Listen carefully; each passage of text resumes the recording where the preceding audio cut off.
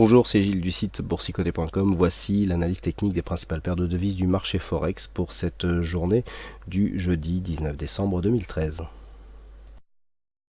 Nous commençons tout de suite avec l'analyse technique euro-dollar, donc suite à l'annonce de la Fed hier qui a provoqué, alors on est venu dans un premier temps tester la zone ici d'un 38,11 avec ce point haut sur cette bougie très volatile qui s'est logée à un 38,11,7.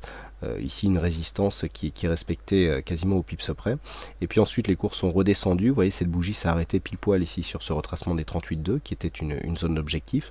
On est ensuite remonté, on a cherché la moyenne mobile 20 exponentielle et puis on a commencé à entamer la descente. Donc première bougie ici s'est arrêtée sur le retracement des 50 et ensuite on plafonne dans cette zone 50-61,8. Donc on voit, malgré une forte volatilité, un mouvement technique qui reste ici fortement ancré sur des zones techniques, ce qui est assez intéressant, et donc un mouvement baissier qui continue, puisqu'après avoir marqué ici une petite phase d'exagération, les cours ont rebondi, on a réintégré la zone normale entre guillemets pour finalement confirmer le mouvement baissier. Donc l'objectif se situe maintenant sur cette zone ici qui est le retracement des 61,8% et la zone de support. Pourquoi? Puisque dans le contexte, je vous rappelle que nous avions ici un trend haussier.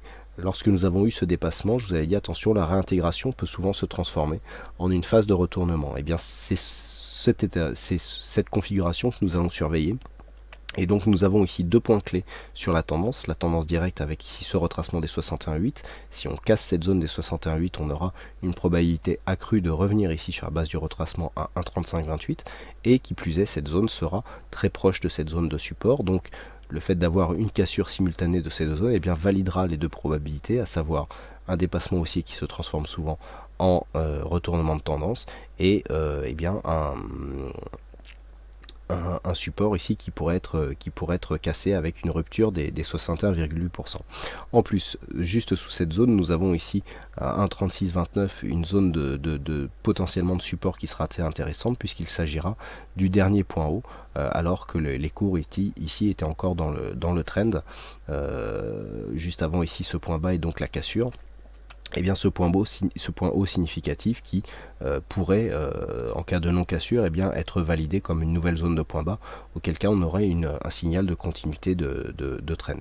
Personnellement, je validerais plutôt une cassure, mais on ne peut pas anticiper ce genre de signal, donc il faudra bien surveiller ici cette zone des 1,3630, 1,3636 pour une éventuelle cassure.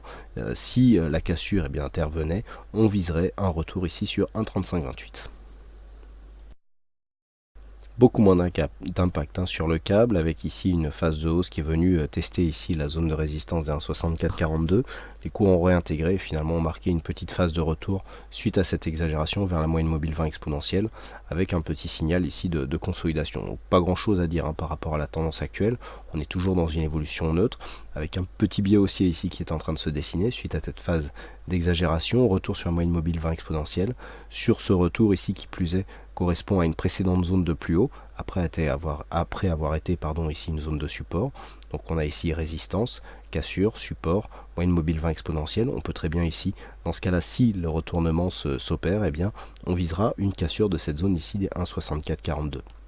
Par contre, dans le cas d'une cassure ici des 1,6350, l'objectif redeviendra le bas du range sur cette zone, avec donc en ligne de mire une continuité de cette tendance horizontale suite à la cassure que nous avons constatée du support de tendance que les cours occupaient précédemment. On avait anticipé ici une sortie sur un range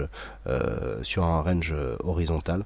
Pour l'instant, on confirme ce mouvement, sauf si ici, ce point ici d'impact sert de point de retournement et donc de point dynamique pour confirmer une tendance haussière qui, dans ce cas-là, irait dans le sens d'une continuité du mouvement de fond qui reste haussier d'un point de vue moyen terme.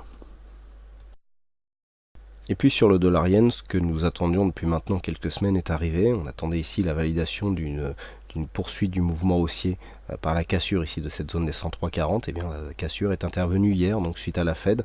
On confirme ici la continuité haussière. On avait pourtant eu une cassure de ce support ici qui a été invalidée puisque les cours ont réintégré.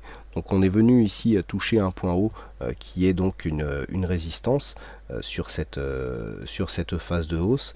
Et actuellement nous avons un signal de retournement puisque nous avons ici un contexte fortement suracheté, puisque nous avons RSI stochastique en surachat, et un retournement du MACD. Donc attention, sous l'impact ici de ce double contact, on pourra avoir la formation d'un double top, le double top qui serait validé sur une cassure ici des 103,83, donc 103,83 pour une zone de point haut à 104,36. Nous avons un peu plus de 50 pips ici d'objectif, ce qui nous ramènerait à 103,30 quasiment, donc sur cette zone de ancienne zone de résistance. Donc je dirais que ça n'est pas trop grave, on pourrait toujours valider cette ancienne zone de résistance comme un support et confirmer la continuité haussière. Par contre, si le retour ici nous donne une cassure de cette zone avec par exemple les 103 qui sont ralliés, on aurait tout simplement la cassure de cette résistance qui nous donnerait un signal haussier beaucoup moins fort et donc avec une dynamique quand même en perte de vitesse.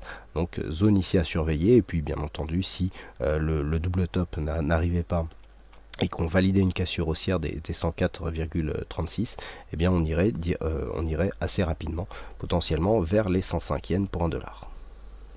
Voilà donc ce que nous pouvons dire sur l'analyse technique de ces principales paires de devises du marché Forex. Il ne me reste plus qu'à vous souhaiter à toutes et à tous une bonne soirée, bonne chance dans vos prochains trades, et on se retrouve dès demain pour d'autres analyses techniques en vidéo. Bonsoir à tous.